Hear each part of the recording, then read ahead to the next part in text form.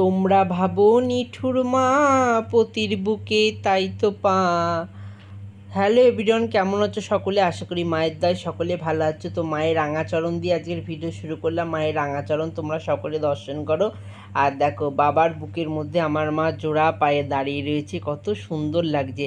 মার পায়ে যদি আঘাত লাগে তাই তো বাবা বুক পেতে দিয়েছে।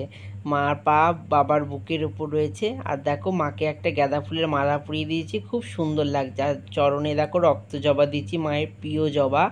তো মায়ের পুজো দিয়ে বেরিয়ে পড়লাম। মায়ের পুজো সকাল সকাল করে নিলাম। এবার পুজো দিয়ে বেরিয়ে যাব আমার ছাগলের কাছে। আমার ছাগলের যে বাচ্চা দুটো হয়েছে তোমাদের বলেছিলাম, দেখিয়েছিলাম তোমাদের, সেই বাচ্চা দুটো এতটাই অপুষ্টিকর হয়েছে, মানে সময়ের আগে বাচ্চাগুলো হয়ে গেছে। তার জন্য দুধ খেতে পারছে না একটু, তাই ওর মার দুধ থেকে আমি দুধটা দুইয়ে ওর বাচ্চাগুলোকে একটু খাইয়ে দেবো।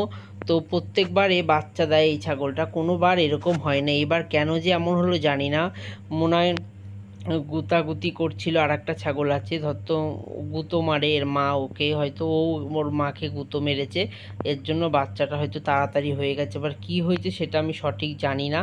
তো মায়ের দয় যেন এরা ভালো হয়ে যায়, সুস্থ হয়ে যায়, তোমরা একটু কামনা করো। তো দেখো, এই বড় বাচ্চাটা যেটাকে আমি দুধ খাচ্ছি ওটা যা তো বা একটুখানি ভালো আছে। এই ছোট যেই বাচ্চাটা ওইটা একদমই মানে খারাপ অবস্থা, পায়খানা করে সারা গা মাখিয়ে রাখছে। আমি পরিষ্কার করে দিচ্ছি। আমি ওদের কোনো অবহেলা করি না, কোনো কষ্ট আমি ওদের দিই না। তো খুব যত্ন করি, আমি জানি না কি হবে। তো দেখো, ঝিনুকে করে দুধ খাইয়ে দিচ্ছি, দুধগুলো খাচ্ছে। ওর মায়ের বাটের থেকে কিছুতেই দুধটা ওরা টানতে পারছে না।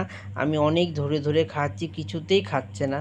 তো অনেক কষ্ট করছি, জানি না কি হবে। মা ভবানীকে ডাকি, মা তুমি ওদের সুস্থ করে দাও, ভালো করে দাও।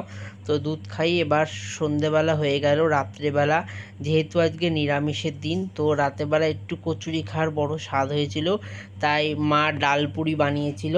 তো দেখো, ডালের পুর করে সেটা ময়দা মাখার এই গুলনির মধ্যে ঢুকিয়ে সেটাকে বেলে কচুরি করা হবে।